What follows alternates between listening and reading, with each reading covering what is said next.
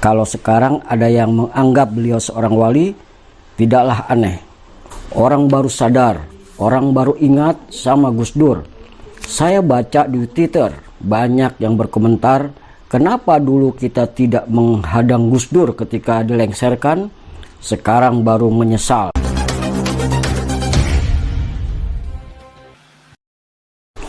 Setiap zaman memiliki problema sendiri-sendiri. Demikian pula dalam konteks kewalian, setiap zaman memiliki wali Allah sendiri yang akan membantu masyarakat menyelesaikan problemnya. Bambang, asisten Gus Dur yang biasa membantu urusan media massa, sangat meyakini kewalian Gus Dur dalam konteks kekinian. Saya percaya beliau itu wali. Beliau tidak seperti lazimnya manusia biasa. Ketokohannya luar biasa dalam memperjuangkan hak-hak sipil rakyat. Saya menganggap beliau wali Allah dalam konteks zaman kekinian, tegasnya. Menurutnya, apa yang diperjuangkan Gus Dur jika dibandingkan dengan Wali Songo hanya beda zaman saja. Maksud dan tujuan yang disampaikan tidak berbeda jika dulu menyebarkan Islam, kini memperjuangkan hak asasi manusia atau HAM. Bambang bahkan juga melihat kemungkinan bahwa ayah dan kakek Gus Dur yang ikut memperjuangkan kemerdekaan Indonesia juga seorang wali Allah dalam konteks zamannya. Seorang Gus Dur mampu menjadi pemimpin umat dan konsisten dalam memperjuangkan hak-hak sipil, hak demokrasi, HAM, dan hak minoritas. Kalau sekarang ada yang menganggap beliau seorang wali, tidaklah aneh. Dalam kondisi terjadinya beberapa kerusuhan yang melibatkan agama seperti saat ini, orang baru sadar dan ingat akan peran besar yang telah dilakukan oleh Gus Dur. Orang baru sadar, orang baru ingat sama Gus Dur. Saya baca di Twitter, banyak yang berkomentar, kenapa dulu kita tidak menghadang Gus Dur ketika dilengsarkan, sekarang baru menyesal. Gus Dur sangat diperlukan bangsa ini dalam situasi sekarang. Dalam situasi yang kelut seperti ini, ia selalu ingat, Gus Dur merupakan seorang yang paling dicari wartawan untuk dimintai keterangan dan tanggapannya. Gus Dur konsisten membela yang lemah tanpa kekerasan. Inilah yang selalu beliau perjuangkan, jelas dia. Mengenai aspek mistis Gus Dur, ia mengetahuinya saat menemaninya berziarah. Saat itu seperti terjadi komunikasi antara dia dengan seorang yang diziarahinya. Saya beberapa kali melihat kayak terjadi komunikasi, tetapi kita tak bisa mendengar. Ya wallahu a'lam. Apa yang sedang dibicarakan itulah yang kita tangkap dari ziarah-ziarah itu, ujarnya. Ia juga memiliki pengalaman menarik yang selalu diingatnya.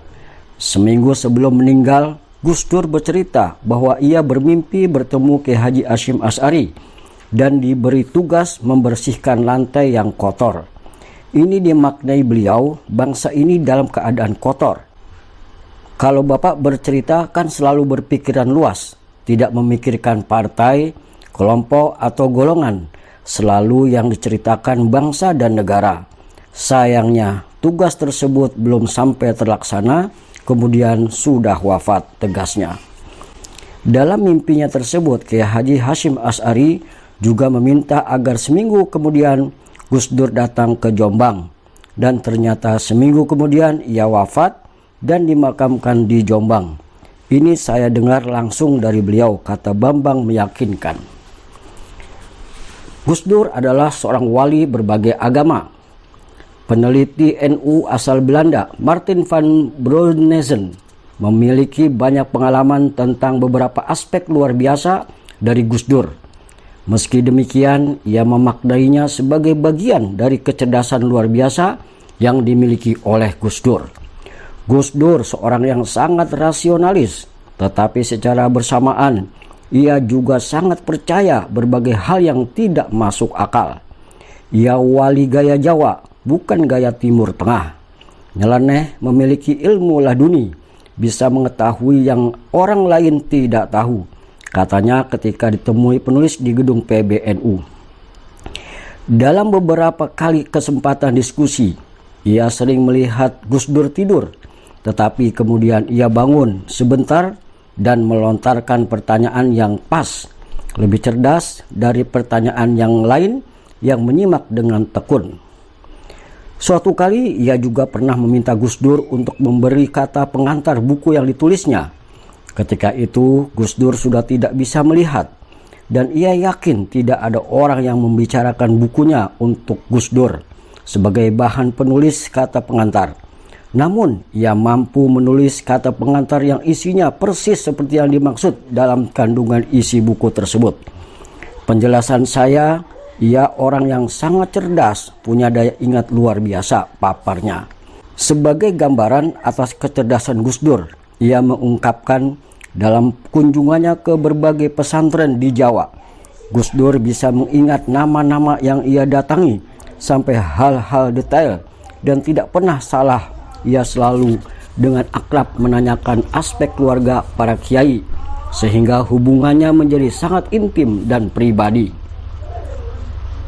Broynessen berpendapat Gus Dur merupakan produk budaya masyarakat Jawa yang memang menyukai aspek mistis. Ketika mengalami keributan, Gus Dur semakin tertarik dengan alam gaib, yang mana ia merupakan bagian penting dari dunia tersebut. Saya bisa mengerti mengapa Gus Dur dianggap wali, terangnya. Keberadaan Gus Dur juga dianggap sebagai pelindung kelompok minoritas. Mereka melihatnya sebagai orang yang sudah dianugerahi kemampuan itu. Ada sesuatu di luar kemanusiaan pada diri Gus Dur yang tidak dimiliki oleh orang lain. Gus Dur bukan tanpa kesalahan dan kelemahan, tetapi ia orang baik yang membawa kebaikan dan membawa berkah bagi orang banyak.